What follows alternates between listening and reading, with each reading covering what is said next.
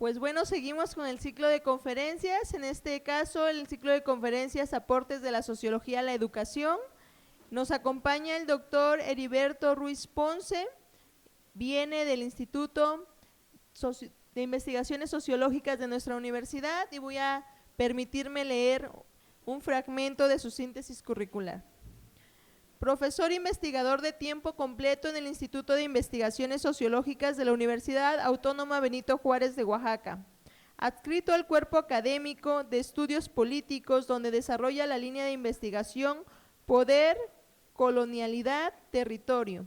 Doctor en Estudios Iberoamericanos por la Facultad de Ciencias Políticas y Sociología en la Universidad Complutense de Madrid. Posgraduado en Regionalismo, Desarrollo Social y Fronteras en la Universidad de Buenos Aires, a través de la Oficina de Cooperación de la Unión Europea para América Latina. Miembro del Sistema Nacional de Investigadores SNI, nivel 1, doctor. Coordinador sur-sureste del Consejo Mexicano de Ciencias Sociales, autor de Resistencia Epistémica, en el proyecto Descolonial, Ñusabi, en el 2017, algunas colaboraciones recientes en libros colectivos, el Consejo Afroamericano, Encrucijada de Identidades y Oportunidades Políticas, en Política y Estrategias de Resistencias en el 2017, Diferencia Social, Colonial y Toltecayol, así se dice así, Descolonizar las teorías del poder en México, en Política y Alternativas frente a la crisis capitalista en el 2017, Afrodescendientes, Colonialidad, Sociedad Civil en Oaxaca, en la sociedad civil rural en México, Violencia de Estado, Ideología y Tortura en Oaxaca 2006-2010, Antagonismo, Subjetividades y Esperanza 2016. Tiene un amplio currículum, como siempre tratamos de traerle a los mejores investigadores, a cada uno de los personajes de nuestro estado que aportan al nuevo conocimiento en cada una de sus disciplinas, como lo saben, en un principio en filosofía, posteriormente en psicoanálisis y en esta ocasión en sociología de la educación. Le doy la palabra al doctor para que pueda empezar con la conferencia. Muchas gracias. Muy buenas tardes, ¿cómo están? Disculpen la hora difícil, son las 4, también cuando me invitaron también le hice reclamo a la coordinadora, pero me dijo que ustedes a esta hora estaban despiertísimos y dije, bueno, pues entonces yo me tendré que amodar a ellos, ¿no? Gracias por estar aquí, gracias por invitarme también. La última vez que estuve creo que fue hace unos 2 años, pero fue en el patio del instituto y esta vez dije, si es en el patio vamos a estar todos dormidos muy pronto. Acá veo que está un poco más fresco, ¿no? Espero que hayan venido por gusto también, ¿no? Porque también estuve haciendo mi trabajo ahí atrás, vi lo de las listas y eso, y entiendo que por parte institucional se tiene que cubrir, pero lo otro pues más bien quisiera aprovechar, siempre que estoy frente a un público nuevo, me gusta aprovechar ustedes no me conocen seguramente, estoy aquí en el Instituto de Sociología, me dedico, como ya comentó la coordinadora Ana Karen, a hacer estudios sociológicos, básicamente la especialidad donde estoy centrado es en geografía política y hago trabajos comparativos de geografía política, actualmente estoy trabajando con pueblos negros de América Latina, afrodescendientes, en el caso de Oaxaca y Guerrero, evidentemente con poblaciones de la costa, pero hacemos comparativos con Colombia y con Ecuador, eso es lo que actualmente estoy haciendo. Cuando me invitaron, entiendo que el nombre general del marco de las conferencias tiene que ver con las aportaciones de la sociología y la educación, y luego insistí a Ana Karen, bueno, voy a hacer un giro hacia lo que yo últimamente he estado trabajando, que tiene que ver con el pensamiento crítico y los procesos descoloniales o descolonialidad. ¿Alguna vez han escuchado de este tema sobre la descolonialidad? Por allá, una persona, 2, levanten la mano, ¿quién? Oigan, me quiero levantar, es que me siento raro aquí como en el pulpo, como la conferencia mañanera del presidente. No lo podemos.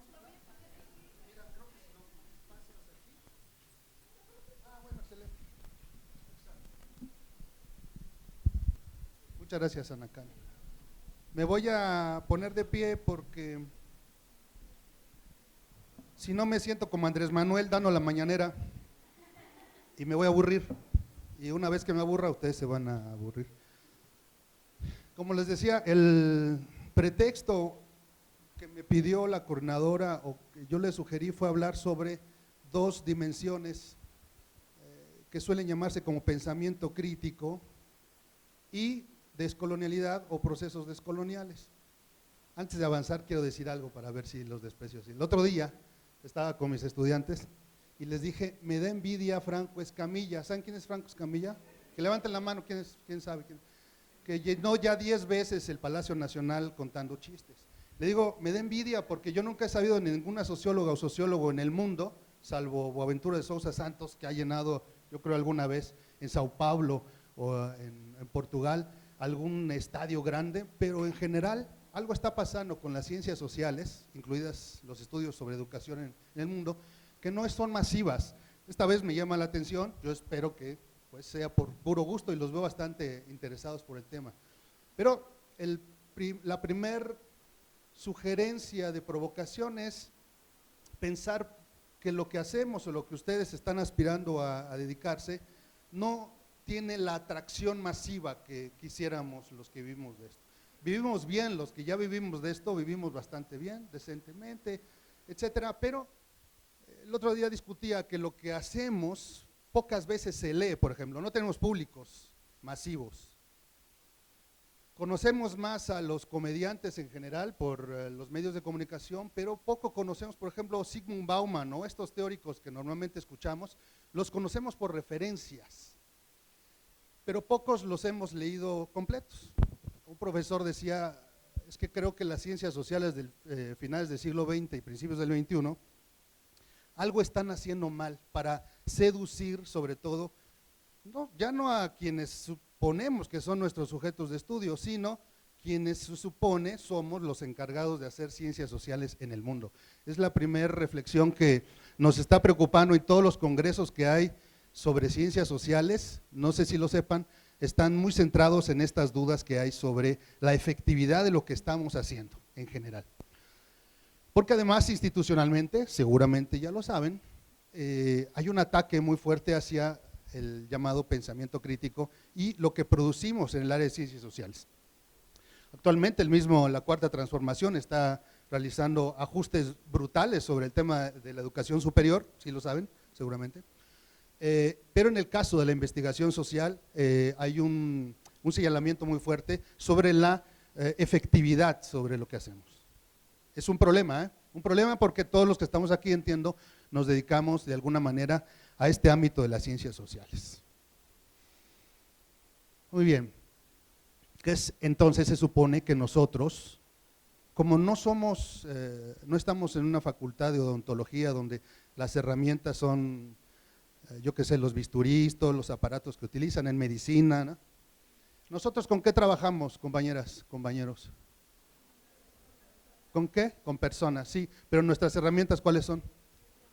¿El qué? ¿Libros, dice? ¿Qué otro?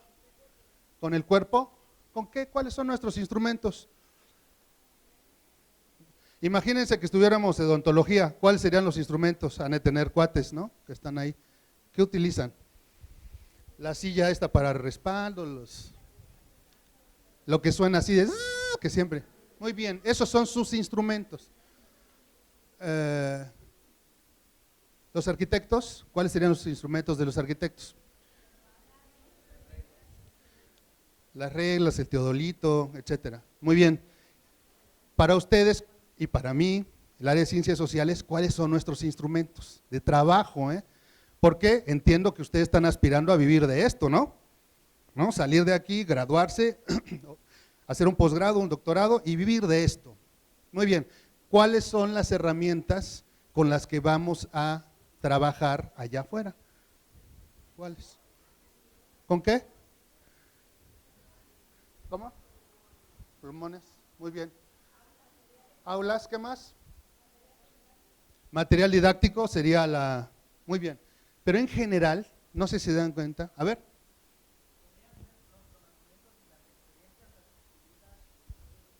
Sí, eso es algo muy importante. Pero esos conocimientos y esas experiencias se reducen a una categoría muy interesante y que es discurso. Nosotros vivimos del discurso, un discurso analítico de categorías. Ustedes recuerden, pienso que aquí hay estudiantes de diferentes semestres, ¿no? Cuatrimestres, ¿no? Trabajamos con discurso y ese es un problemón. El Consejo Nacional de Ciencia y Tecnología, ahorita voy a ir al pensamiento crítico, ni quedan, pero quiero hacer una digresión que me ayuda a que reflexionen el tema del pensamiento crítico. El Consejo Nacional de Ciencia y Tecnología tiene asignado 0.02% del presupuesto, y yo creo que ahora va a bajar, para trabajos de ciencias sociales. Todo lo demás, el 99.98%, está asignado para ciencias duras, le llaman, ¿no? ¿Cuáles son las ciencias duras que ahora están de moda?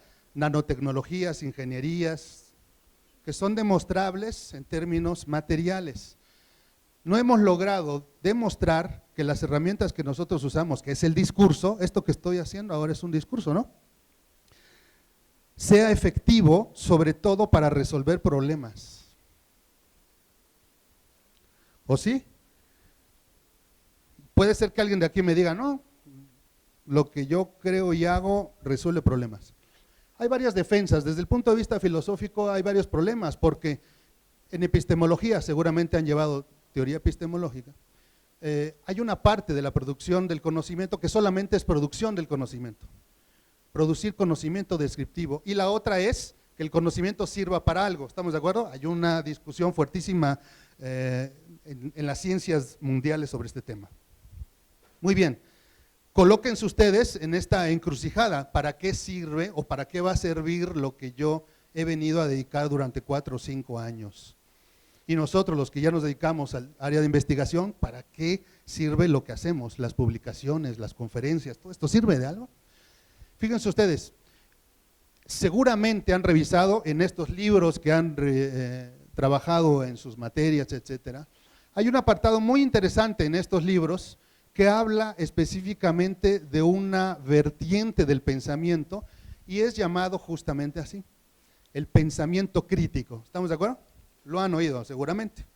Y seguramente pueden también mencionar autores del pensamiento crítico. ¿Alguno de ustedes les suena? ¿Cuáles, pero? ¿Cuáles son? No estoy en una facultad de odontología ni de medicinas. ¿Cuáles son los autores del pensamiento crítico? ¿Boaventura? ¿Qué otro? ¿Qué otro le suena? Freire. Ah, es el ICEWAPO, ¿no? Acá tenemos de educación, ¿no? Muy bien, del área de educación. Silvia Rivera Cusicanqui ahora, antes de la generación anterior. ¿De dónde se deriva la escuela del pensamiento crítico según los libros? Adorno, ¿quién más? ¿Dónde? Herbert Marcuse. Platón, él ya se fue todavía más lejos. Está bien, me va a servir lo que comentaste. ¿Quién más? No, está bien. Habermas, es la escuela del pensamiento crítico, fundados específicamente en un país, en Alemania, el primer problema. La llamada escuela de Frankfurt. Muy bien, ahora tenemos Boaventura. Miren, ¿y qué significa pensamiento crítico? Porque ahora ya hasta hay una etiqueta completa del pensamiento crítico. Es más, estoy seguro que si revisan tesis de licenciatura o hasta doctorado, hoy el adjetivo crítico está de supermoda, pues. Incluso uno incluye la categoría como crítico porque además suena bien, ¿o no? Sin embargo, no reflexionamos a fondo lo que eso está significando. Para ustedes, ¿qué significaría crítico? Porque tenemos teorías críticas del desarrollo, no sé si han escuchado, hay teorías críticas de la educación. ¿Qué es crítico? O nada más le pone, reflexionar, dice su compañera. ¿Qué es crítico? Ajá.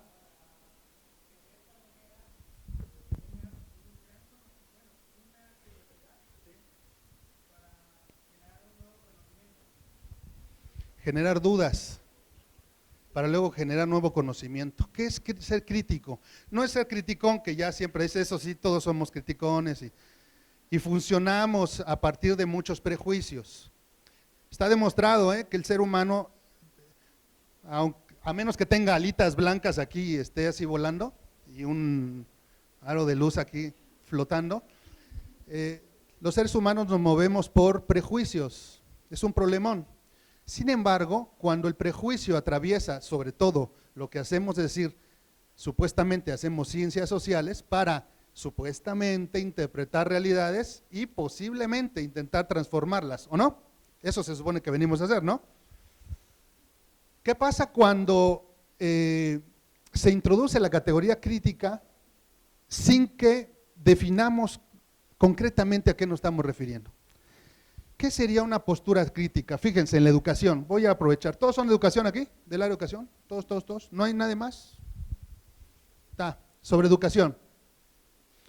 ¿Qué sería una teoría crítica de la educación, compañeros? Ustedes seguramente han revisado, es más, denme por favor sus principales autores de explicación de las nuevas pedagogías. Yo las he escuchado muchas veces de mis colegas. Hay varios brasileños. Freire, ¿no? Ahora ya es como el top 10. ¿Alguien más?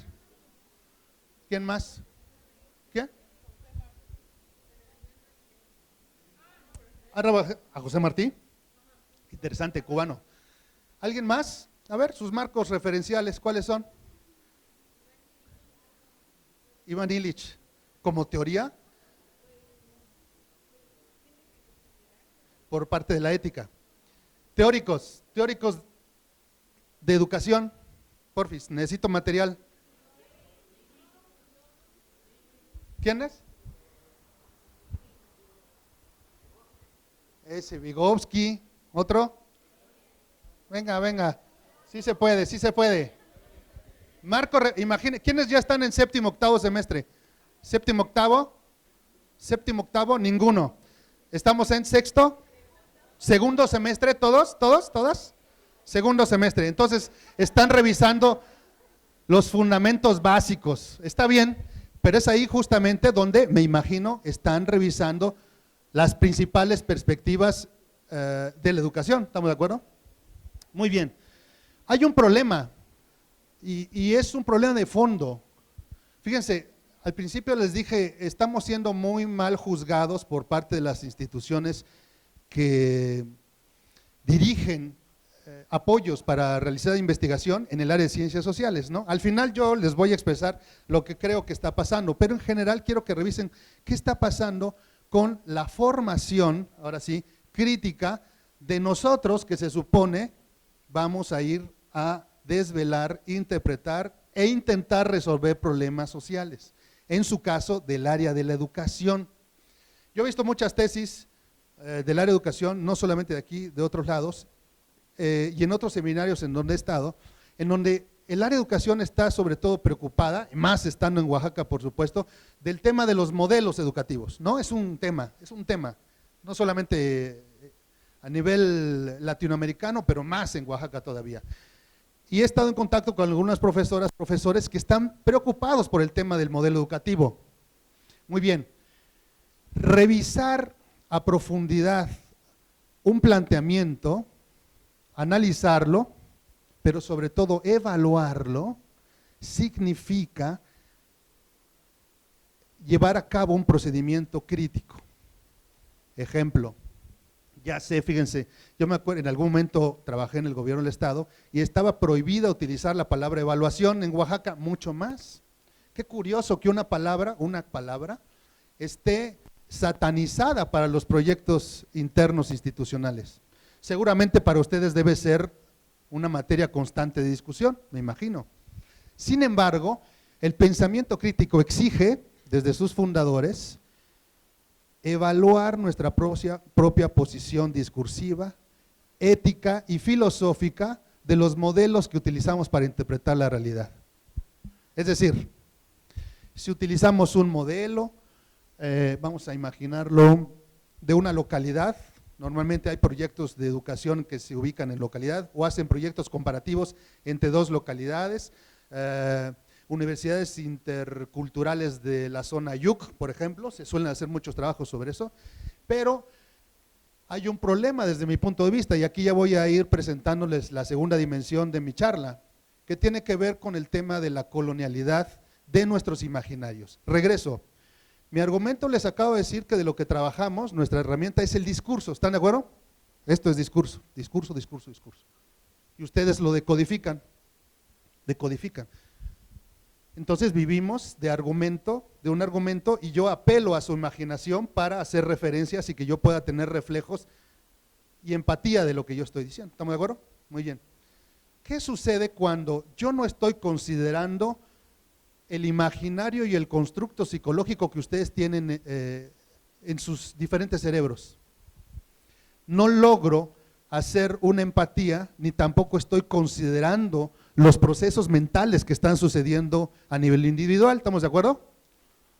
Tampoco yo lograría conectar con ustedes si no considerara que tiene cada uno de ustedes diferentes problemas personales, económicos, familiares, ¿sí están de acuerdo?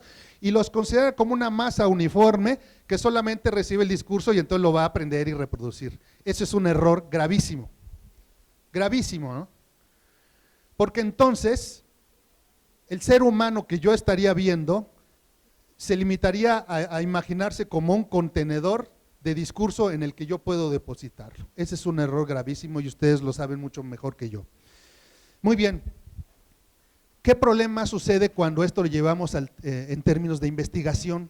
Muchos de ustedes, y espero que todos ustedes, mujeres, hombres, se estén graduando, ahorita están en el segundo semestre, ¿no? Tercer semestre. Llegando al séptimo, octavo semestre, ¿cuántos llevan? 8 aquí, 8 semestres. Les van a pedir una tesis, ¿o no? Para graduarse, que es una de las aspiraciones. No, no les piden tesis, o proyectos. ¿Tampoco? Por promedio. Por promedio.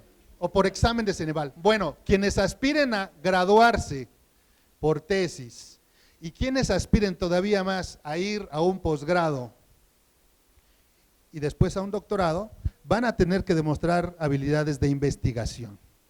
Hay varios problemas a los que se van a enfrentar ustedes junto con sus orientadores en las tesis.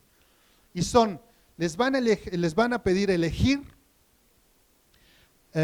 un enfoque teórico para construir un sujeto u un objeto de investigación. ¿Estamos de acuerdo? Hay varios problemas en el caso de América Latina. Voy a entrar a la segunda parte del argumento. Mi premisa es que muchas de las investigaciones que se están haciendo en América Latina, incluido México por supuesto, no están logrando los impactos que queremos en el área de ciencias sociales, porque están planificadas a partir de lugares de enunciación que no tienen nada que ver con las localidades que investigamos. Ejemplo, vamos a la costa de Oaxaca. ¿Alguien es de la costa acá? ¿Alguien de la costa? Muy bien. Tututepec, ubican Tututepec. ¿De qué parte de la costa usted? Jamiltepec. ¿Dónde? Ya no se acuerda de dónde es. ¿En dónde? ¿De Huatulco? ¿Alguna localidad en específico? ¿Dónde? ¿Tú naciste ahí en la costa? ¿Dónde? En Huatulco. Dale, Huatulco. ¿Alguien más? De Puerto Escondido. ¿Alguien más? De Minotepa. Muy bien. ¿De la Sierra Norte? ¿Hay alguien de la Sierra Norte? ¿Nadie de la Sierra? ¿Uno de la Sierra Norte? ¿De dónde? Analco. Que ahora están metiendo ya la carretera con la 4T. Fíjense, regreso a la premisa. Imagínense que van a hacer investigación, o sea, las implicaciones. Mi tema aquí es la implicación que está teniendo el que hagamos investigación desapegada a los espacios donde hacemos investigación. Ahí les va. Abran cualquier paper que seguramente mañana o esta noche van a revisar sus lecturas, porque es un error que tenemos en toda América Latina. Y díganme el lugar de enunciación donde los autores están describiendo en términos teóricos las problematizaciones sociales. ¿De dónde son? ¿De dónde son sus autores? ¿De dónde? Son alemanes. ¿Dónde más? ¿De dónde? ingleses, hay franceses, 3, ¿qué más? Ahora tenemos brasileños, pero están como opción secundaria en la teoría. ¿Sí lo ven? Son opción secundaria. Normalmente nos exigen, para que sea validada nuestra tesis de investigación, que se haga una referencia casi siempre con un apellido casi impronunciable.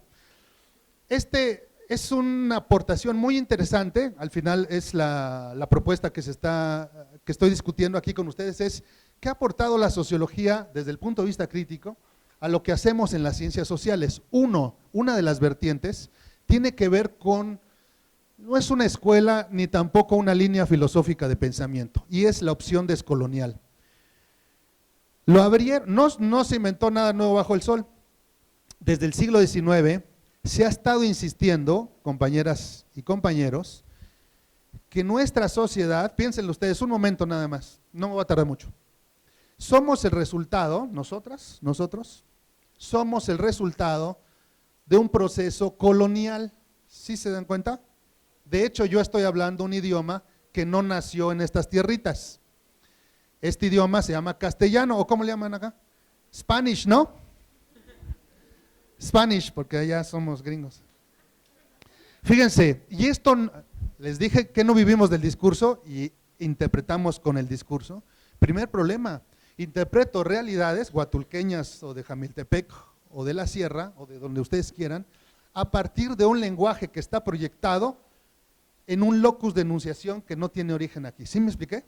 Primer problemón epistémico que nunca consideramos. Segundo, cuando presentamos un marco teórico general de interpretación, normalmente está anclado en 6 países actualmente modernos. Ahí les va, ya lo dijeron, Francia, los teóricos son franceses, italianos, tenemos un montón de teóricos italianos, ingleses, portugueses, españoles, ¿me falta otro? Alemania y Francia, ¿ya la dije? Muy bien, son 6 básicamente.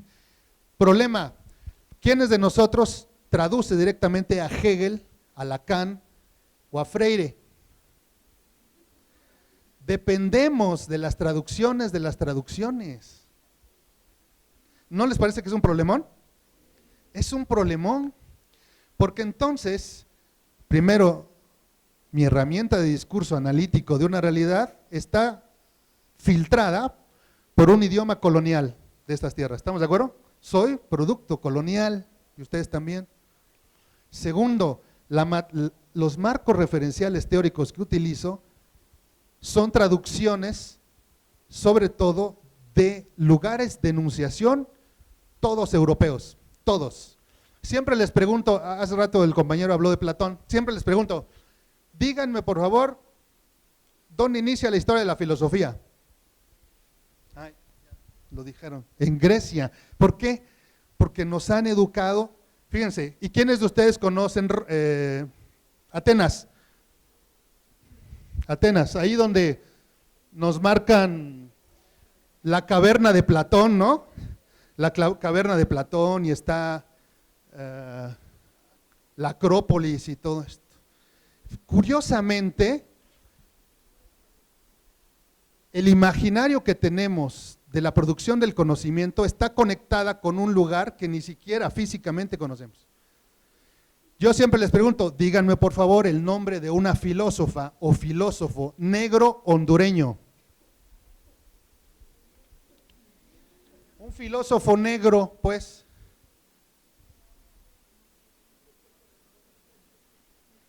Rorty, bien. Él tiene el 10, un aplauso para él, muy bien. El punto es, o mi punto aquí es, que si hablamos de pensamiento crítico en general, para hacer interpretación social en América Latina nos está fallando que nuestras referencias, y nuestro error también es los que nosotros, los profesores que les formamos, porque los libros que les pasamos son traducciones, ¿sí me expliqué? Cuando nos llenamos la boca de pensamiento crítico, y sé crítico, el problema es que cuando ustedes van a hacer investigación allí a Huatulco o a los pueblos chatinos, etcétera, cercanos de ahí, los chatinos ni siquiera interactúan en términos de discurso homologable al que yo investigo, ¿sí me expliqué? Lo único que estoy obteniendo son mentiras felices, construcciones falsas de la realidad. ¿Están de acuerdo conmigo? Por eso, nuestras conclusiones o las conclusiones mejor validadas son las de proyectos de investigación que están mal diseñados. Porque estamos creando falacias basados en un pensamiento crítico, que por cierto es una traducción del alemán. Ojalá leyéramos directamente a Carlitos Marx o a Hegel o a Kant, casi nadie. Dependemos de las traducciones Ojalá leyéramos a Platón y Aristóteles en griego antiguo, no lo tenemos. De hecho, toda la filosofía antigua de Platón y Aristóteles lo tradujeron primero los árabes y a través de los árabes entra a España y a través de España la conocemos nosotros. Somos todos, nuestro imaginario, nuestra construcción de la realidad es un producto colonial. Solo se los dejo apuntadito, ya voy a ir cerrando. Muchos profesoras y profesores de América Latina desde el siglo XIX empezaron a cuestionar esta situación desde el punto de vista de investigación. ¿Qué tipo de investigación estamos haciendo entonces? Por eso entonces, como Franco Escamilla, no llenaremos jamás otro palacio, 10 veces el Palacio Nacional lo llenó Franco, ¿no? 10 veces. Porque algo está sucediendo en las conclusiones a las que estamos arribando desde el punto de vista analítico. Y hacer realmente análisis crítico significaría voltear a vernos el ombligo, más allá de las críticas de la exterioridad, y empezar a preguntarnos qué está fallando en las perspectivas de interpretación social que estamos haciendo. Varios problemas. Tercero, no consideramos normalmente las genealogías históricas de las localidades o las escuelas que estudiamos. Me ha tocado muchísimo. He trabajado con gente de la normal y con profesores de la sección 22. Hemos hecho seminarios y normalmente les pregunto, profesoras, profesores, ¿quién de ustedes ha considerado la historia propia del pueblo que están explicando? Ellos mismos han llegado a la conclusión, yo creo que ustedes lo saben, ¿no? Los profesores y las profesoras que llegan a las localidades, normalmente si hablan alguna lengua indígena, la cambian o lo cambian a otra localidad donde no hablan esa lengua. Sí lo saben, ¿no? Es decir, hay, y no creo que sea natural, como un proyecto para mantener una colonialidad imaginaria de todos los sujetos, incluidos los dominados, ¿eh? Ustedes y yo ya somos pequeño burgueses ilustrados, les guste o no, como decían antes los marxistas.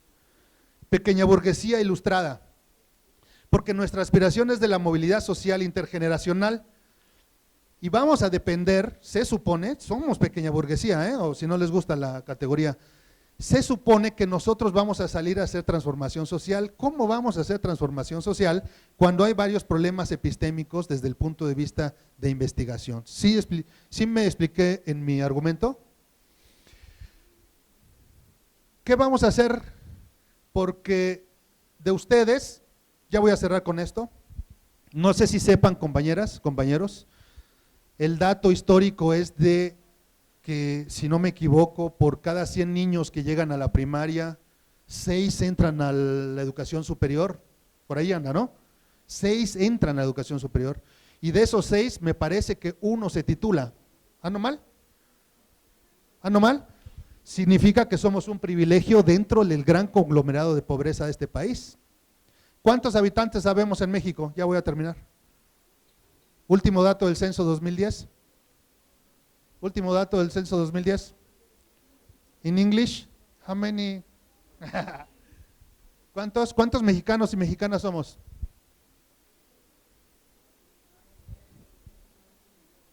El dato del 2010 son 112 millones, 112.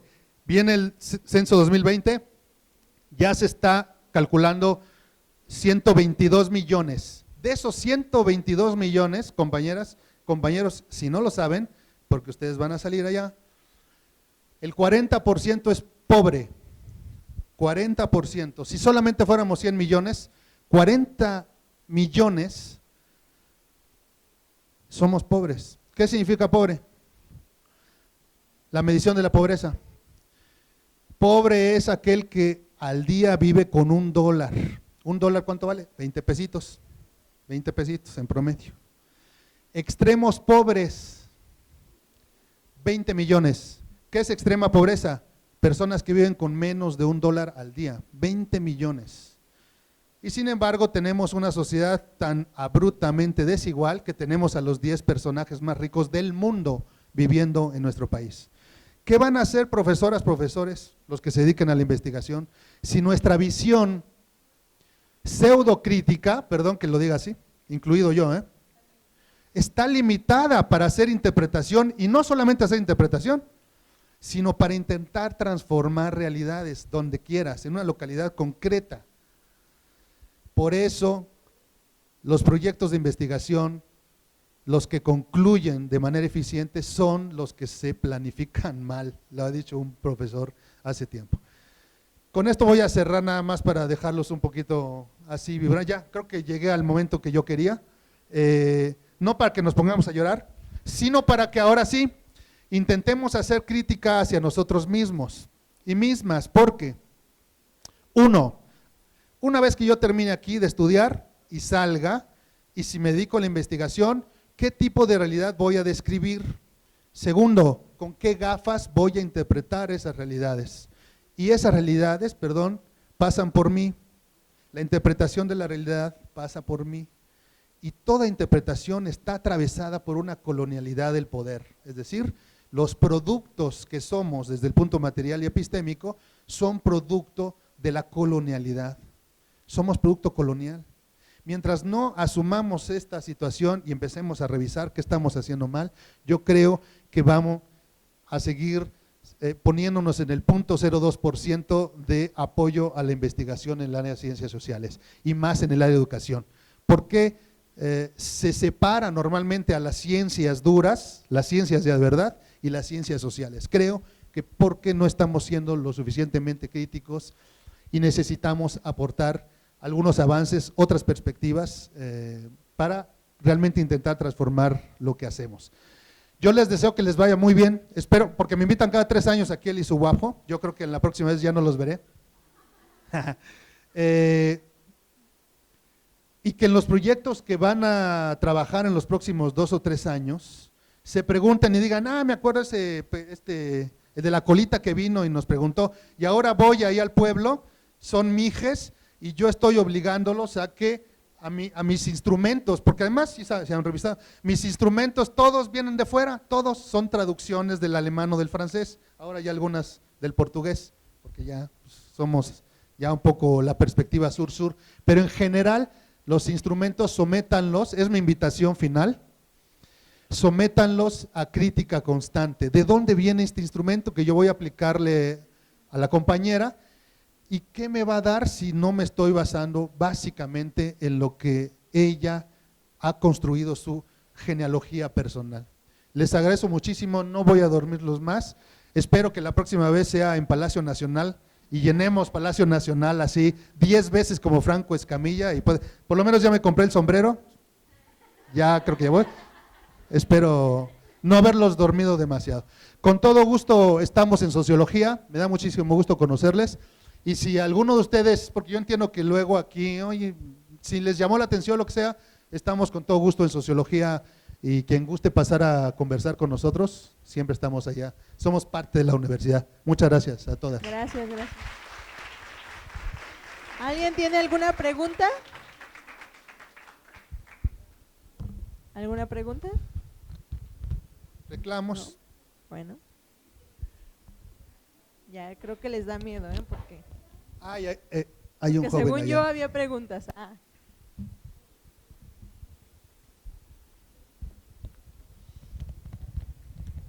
Vamos a quemar las listas, de hecho, ¿no sabían ustedes? No va a valer la lista. Dime. Buenas tardes, doctor.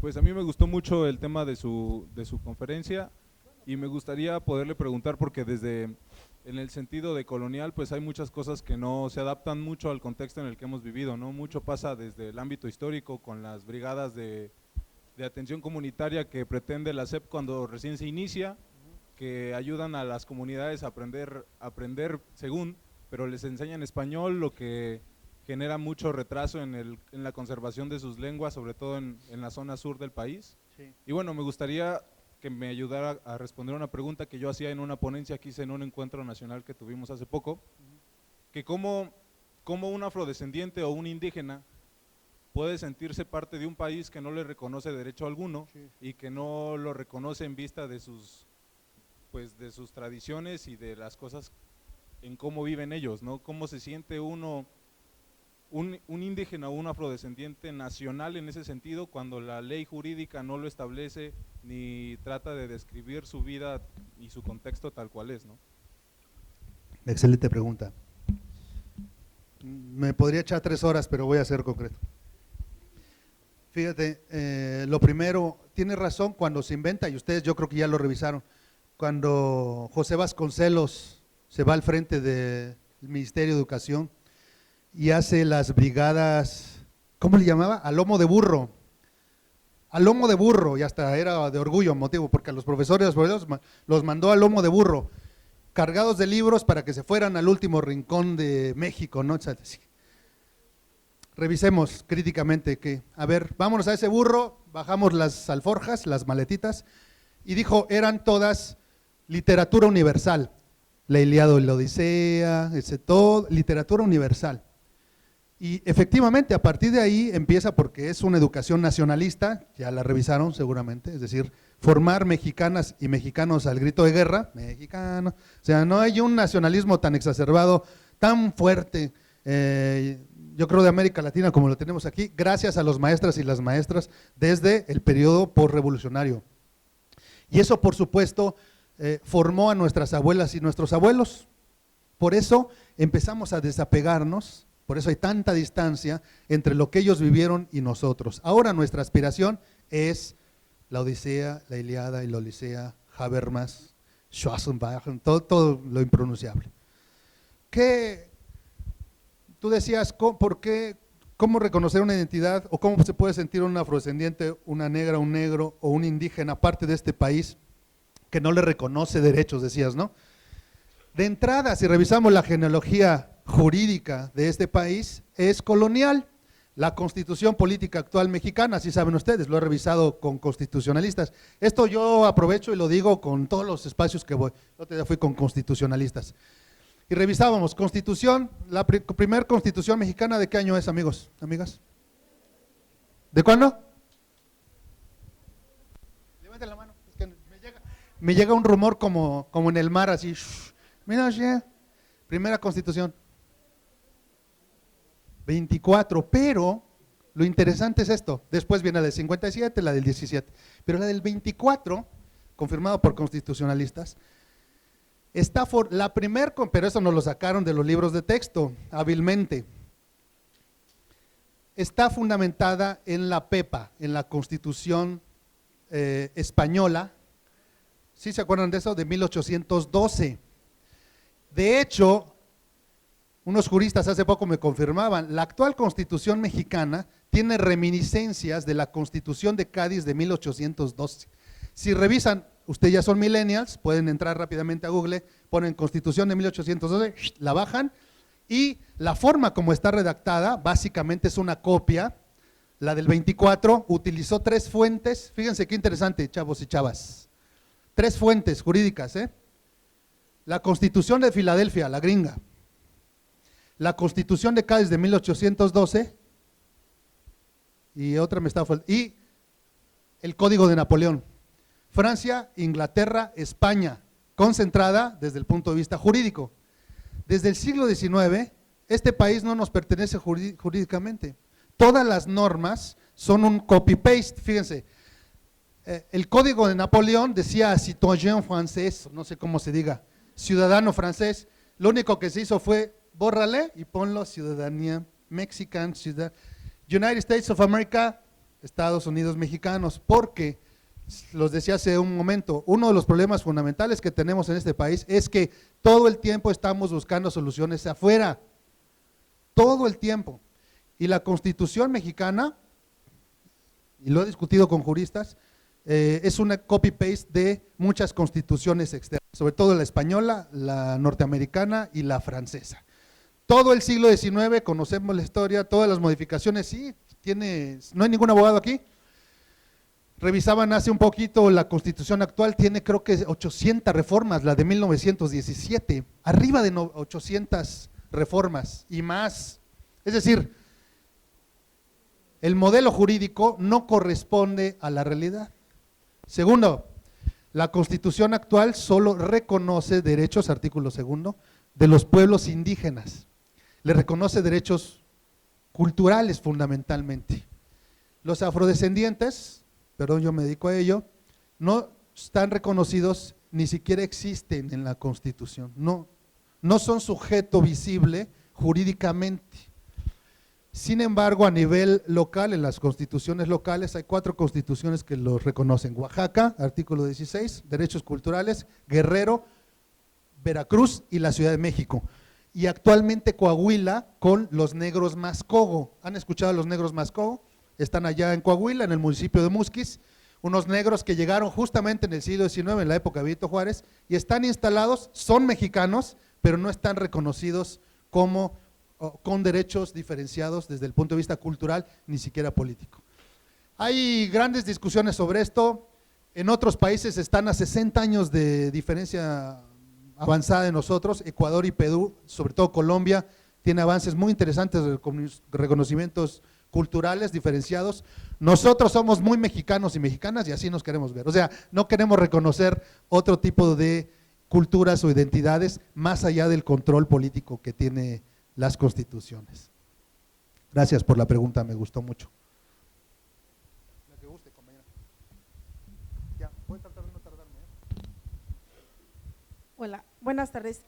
Con respecto a esto, la historia pues son constructos que que han hecho otras personas, ¿no? Miradas, y al final de cuentas nosotros hemos estado creciendo en recibiendo, ¿no? Estos cúmulos de historia. En esta cuestión del pensamiento crítico, yo lo veo así, es el cuestionamiento de estos constructos, ¿no? Al final de cuentas, para tener una postura, pero mía, con todos estos referentes. Y me llama la atención algo acá con lo que decía y con lo que ahorita también estoy un poquito viendo sobre los pueblos negros y los indígenas, ¿no? Y este concepto de indigenismo que ha estado siendo utilizado para algunas personas, no es un concepto que se utilice o que sea de acá, ¿no? El indigenismo, sino que es un concepto que nos los trajeron y como tal lo hemos retomado, pero precisamente es con lo que decía usted, bueno, al final de cuentas no estamos viendo esos indígenas, es lo que ellos piensan, es lo que son realmente.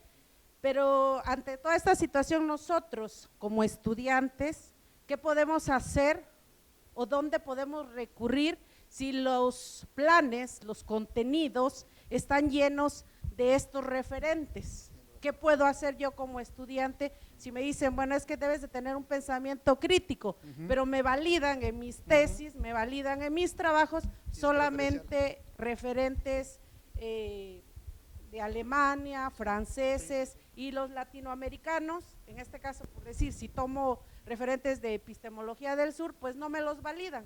Entonces, ¿qué puedo hacer yo como estudiante ante esta situación si en la universidad pasa esto en todos lados? Muy interesante lo que acaba de contar ella. Una cosita rápida, es verdad, si uno revisa la genealogía de cada palabra, utilizamos indígena, ¿cuándo? ¿Saben, no? El origen de la palabrita, ¿cuál es? A ver. Mira, qué interesante. La joven que está ahora es de Ayuk, ¿no? Están habiendo pensamientos interesantísimos, pero los franceses lo transformaron a indigene, genética originaria, es decir, desde el punto de vista categorial, todos, si ustedes nacieron aquí, son indígenas del lugar. Autóctono es la misma idea. Sin embargo, ¿dónde se pervirtió? ¿Dónde cómo se dice? Le dio se torció el rabo al puerco. Siglo XIX, cuando se inventan las ciencias sociales y se inventa la antropología, sobre todo en Francia, se inventan la idea de que el indígena era aquel que no era europeo, y entonces se inventó, ese es el origen terrible, lo discuto con mis compañeros y compañeras antropólogos, para estudiar a los negros, a los amarillos y a los de la raza de bronce, así le decía. De hecho, llegó la idea de la raza de bronce al nacionalismo mexicano. Estamos plagados de categorías externas, que no significa, un pensamiento crítico no significaría rechazarlas de entrada, sino ponerlas en su justa dimensión. No vamos a poder transformar la realidad de manera inmediata. Lo primero que tendríamos que hacer, según lo que se ha estado discutiendo, es poner en su justa dimensión todo ese arsenal categorial y teórico que más que ayuda nos ha hecho, muchas veces nos ha hecho daño. ¿Qué pueden hacer como estudiantes y también nosotros los que nos dedicamos a esto?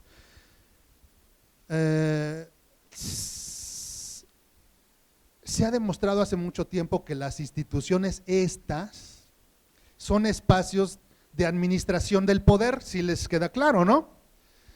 Ahora mismo hay un ejercicio del poder que yo estoy teniendo sobre ustedes calladitos haciéndonos como que es, ¡ay, qué interesante lo que están! Y yo así como, ¡ay, qué interesados están! No. Hay un orden estructural, ¿no?, que los ordena a todos quietecitos en línea. Hace rato les dieron instrucción, ustedes para acá adelante chiquitos y los de acá también y nada. Sí, hay una construcción de relación de poder muy interesante aquí en las universidades y en los espacios de educación. Eso lo van a ver todas y todos cuando lo revisen en sus llaves. Ese también es control de poder, las firmas.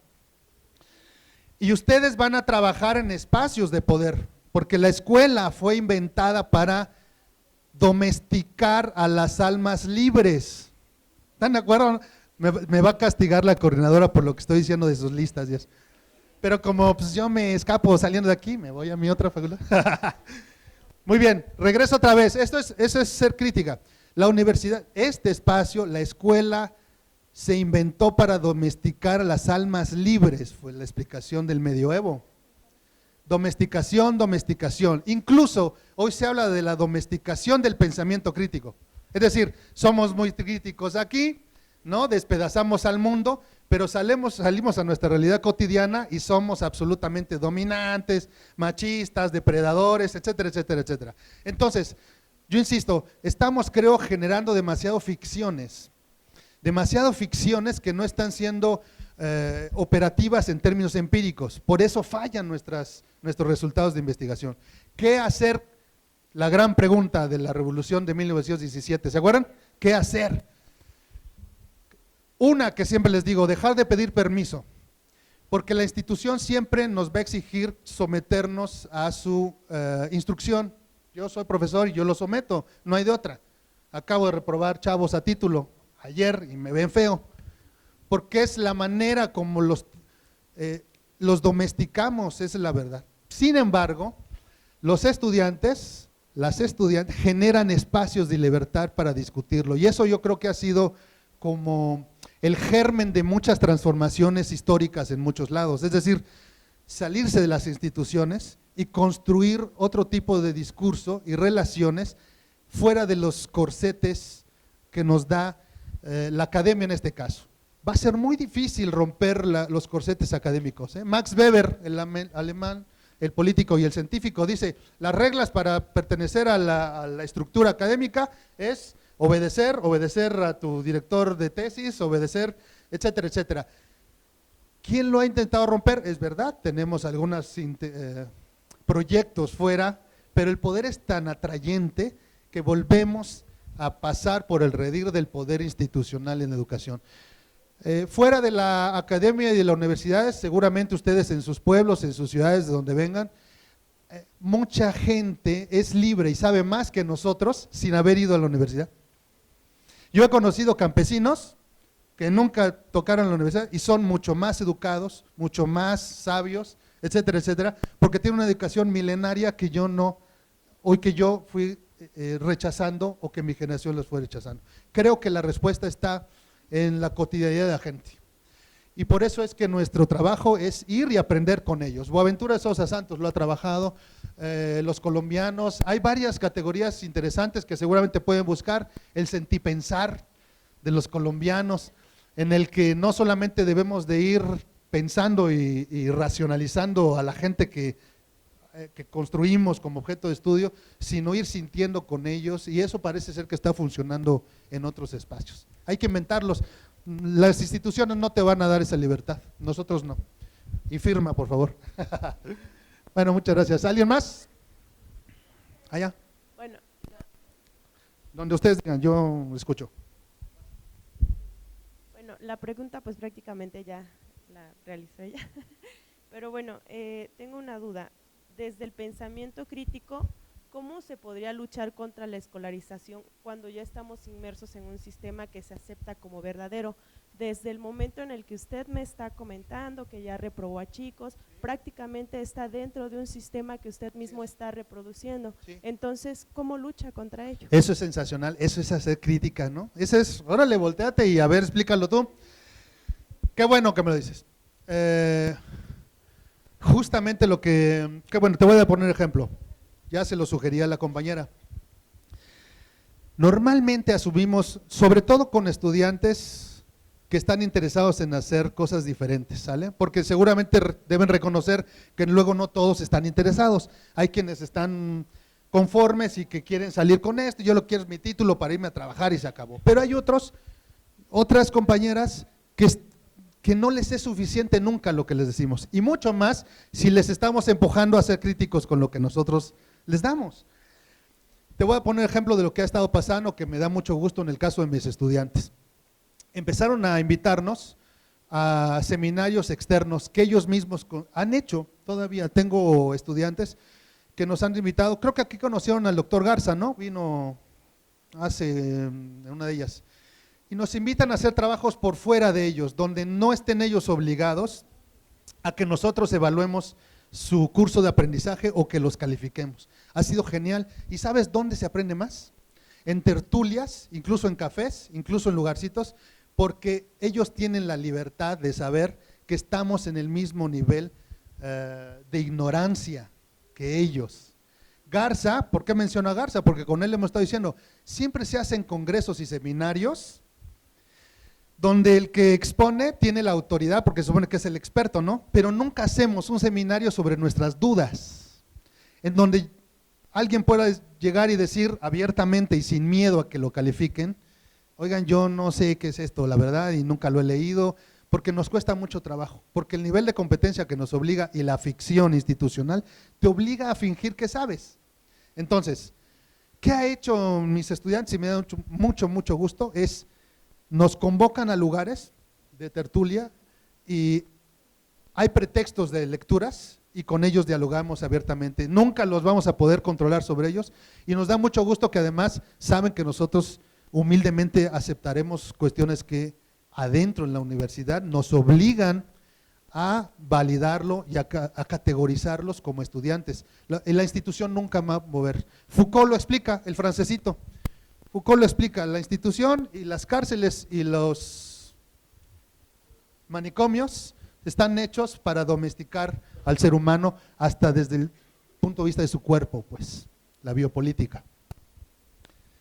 Hagan espacios libres, está bien, hay que cumplir, no hay de otra. El capitalismo tiene que pasar por esto. No estamos en el socialismo, ¿sí? En enero estuve en La Habana, en Cuba, en la Universidad de La Habana. Muy interesante, socialismo, etcétera, tal, pero afuera muy difícil concretar eso materialmente, ¿sale?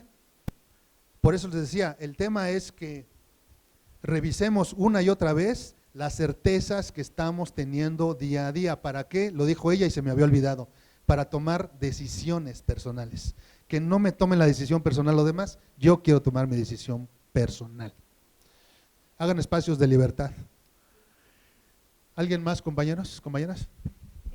Usted hablaba como de estos proyectos de investigaciones en las ciencias sociales que resultan como fallidos y que a la vez son aceptados, ¿no? Entonces, desde ahí, como sabiendo que eso también construye como, bueno, es parte de una élite de personas que se dedican a eso y que por eso también a veces son investigados, esas investigaciones son aceptadas. O sea, ¿cómo se construyen investigaciones como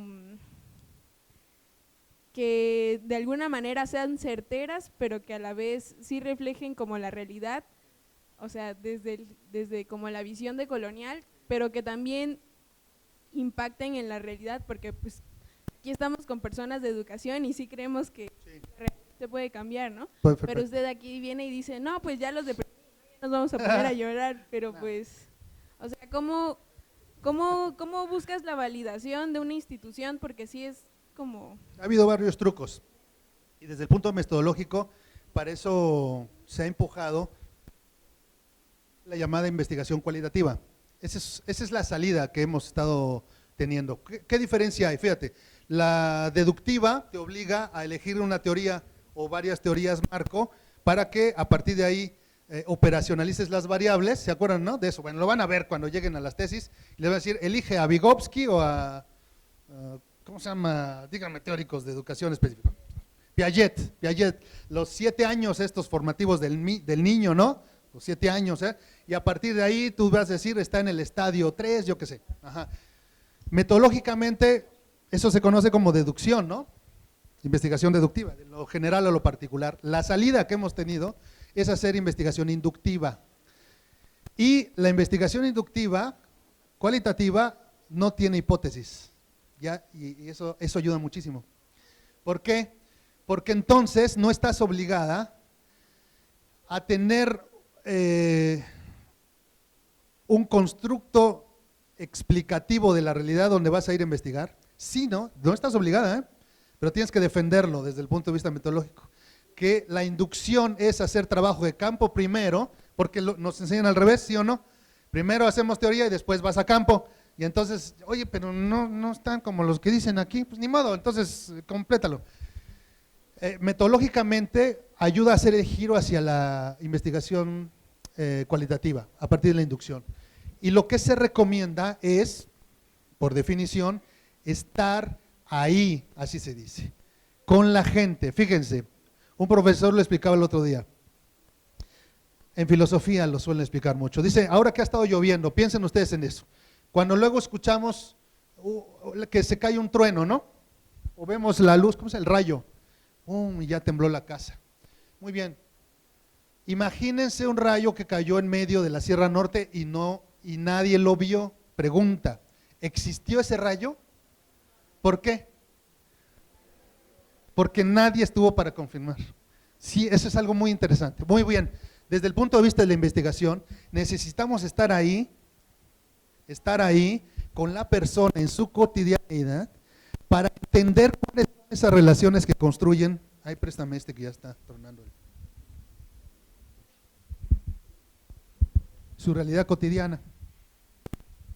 Y a partir de la descripción densa, construyes posteriormente tu teoría general sobre esa localidad. Desde el punto de vista educativo se ha estado haciendo muchísimo. Es hacer trabajo de campo primero, conoces a los sujetos y a las sujetas, conoces su interacción. Me ha pasado mucho con profesoras. Los niños, por ejemplo, me han dicho, ellos explican el sol, la luna, ahí está, es que está acabando. Cómo explican su mundo y de su mundo construyen modelos educativos. Ese me parece que es la salida, ¿no? Yo no la estoy descubriendo, lo están descubriendo los profesores que están ahí con la gente. Si fuera a partir de un modelo pedagógico de, ¿cómo se llama la prueba Ibiza? ¿Se llama? ¿O cómo? ¿Cómo? PISA, la prueba PISA, que son con niños en Italia, etcétera, nunca van a funcionar. Me parece que el giro metodológico va hacia ser cualitativo a partir de lo que la gente vive en su vida cotidiana. Vida cotidiana, y después quieren hacer una gran teoría y la confrontan con Vygotsky o con los teóricos que mejor puedan pronunciar o les guste cómo suena el apellido del teórico. ¿Estamos de acuerdo? Hacer investigación cualitativa, pero sobre todo estar con la gente. Esa es mi recomendación, compañero. ¿Cómo hacemos para que dentro de la academia se reconozca nuestra episteme? O sea, una episteme zapoteca, icod, chatina. La modernidad no lo va a conocer. Mira, en 1492, Enrique Dussel, sí han escuchado a Enrique Dussel, ¿no? Que él lo explica. O sea, 1492, dicho como año fundante de la modernidad La modernidad, la colonialidad y el capitalismo empezaron el mismo día, dice él, así lo dice. Ese invento que llamamos modernidad y que nosotros somos resultado de la modernidad y que colocó a todas las epistemes en la periferia de la periferia, cambió. Nunca va a reconocer otro tipo de epistemes. Yo también lo deseaba, uno lo puede desear, sin embargo, el núcleo duro de la modernidad está en mantener la existencia de la periferia. Sí puede reconocer desde el punto de vista jurídico en la Constitución, hacer reconocimientos de existencia de culturas, pero en países de origen colonial, como es el caso de México y de América Latina, el núcleo duro es sostener los hilos del poder de control a partir de las ideas de la blanquitud europea, eurocentrista. Todas nuestras referencias culturales, europeas y norteamericanas, piensen ustedes básicamente de dónde absorbemos todo lo que creemos. No, ¿cómo hacer para hacer que se reconozcan? No, perdóname, ¿para qué te voy a dar vueltas de que vamos hacia allá? No, yo creo que lo que está haciendo es administrar las epistemes. Fíjate, ¿por qué? Te voy a poner un ejemplo. ¿Saben ustedes cuántas lenguas existen en el mundo, según los lingüistas, actualmente? ¿Cuántas lenguas? Los lingüistas dicen que aquí en México, que se llamaba Anáhuac, del siglo XVI a principios del siglo XX se perdieron 400 idiomas. ¿Saben cuántos hay actualmente, según los lingüistas? 7,000 en el mundo, 7,000. Imagínense, si el argumento es una lengua, sí saben, ¿no? La lengua construye el imaginario y es una episteme completa. Por eso se dice, cuando se muere una lengua, se muere todo un mundo. Muy bien, hay 7,000. ¿En cuántos idiomas o traducciones están nuestras teorías sociales de educación? 6. De 7,000. ¿Sí me expliqué? Tendríamos que tener capacidad para absorber en un modelo epistémico complejo 7,000 formas de entender el mundo y el universo. ¿Sí se dan cuenta? Es más fácil porque es la parte cómoda. La modernidad solamente filtra todo a través de estas 6 lenguas. Es más, ustedes, si quieren seguir en este negocito, van a tener que buscar la publicación en inglés, en francés o en alemán para poder seguir viviendo en el área de esta élite académica. ¿Sí me expliqué? Las amigas feministas han hecho una excelente crítica al modelo, excelente, porque se construyó de manera histórica y para poder modificarlo tendrías que modificar todas las estructuras que construyeron la episteme. Sin embargo, ¿qué me preocupa? Otra vez, la crítica. Desde el punto de vista analítico es sencillo hacer la crítica. El problema es romper las rutinizaciones para explicar la realidad. Es decir, nosotros de aquí salimos, ¿cómo te llamas? Paulina, salimos de aquí y vamos a poner nuestro Maluma y nuestro reggaetón o lo que nos guste, o yo qué sé, ¿no? ¿Sí me expliqué? En nuestros estéreos. Eso es lo que pasa. Porque Frantz Fanon, última referencia para que ya vayan rompiendo un poco, nota al pie de página. Si quieren ir buscando otras formas, Frantz Fanon, ¿sí lo han buscado? Un negro de una isla que está perdida en el Caribe, que es Martinica. Frantz Fanon, psiquiatra, piel negra, máscaras blancas, se los recomiendo, se puede bajar en internet. Y Frantz Fanon junto con Aimé Césaire, otro negro martinicano, dijeron, el problema que tenemos en general las personas de la modernidad, lo interpretan como una enfermedad, le llaman la psicopatología del colonizado. La psicopatología del colonizado, es decir, el colonizado va a reaccionar frente al dominador, pero va a intentar ser siempre como su dominador. Piel negra, máscaras blancas. Esto que antes decían, intentamos blanquear, ¿no? Cásate con un güero para mejorar la raza. Aunque lo critiquemos racionalmente, hay una psicopatología que nos lleva a buscar el reconocimiento del dominador. Y el dominador vive de la dominación. Es la resiliencia, ¿no? Es la recuperación, pero la recuperación ante la catástrofe le llaman la resiliencia, ¿no? La recuperación ante la catástrofe, pero en el caso de una psicopatología, lo primero que tendrías que hacer es transformar o entender tu patología. ¿Cómo reconocer epistemes? Otro de los problemas que decíamos, siempre buscamos que nos reconozcan, la validación. En el siglo XIX buscamos la validación del dominador del siglo. Hoy buscamos la dominación o el reconocimiento o la validación de los centros de poder. En este caso, welcome to the party, ¿no? Welcome everybody. Busquen espacios de libertad. Me encanta que sean tan activos, ¿eh? Me provocan, muy bien. A nombre de nuestro director, el maestro en educación Luis Enrique Ramírez López, le damos una constancia al doctor Heriberto Ruiz Ponce por haber impartido la conferencia Pensamiento Crítico y Descolonialidad en el marco del ciclo de conferencias Aportaciones de la Sociología en Educación. Muchas gracias.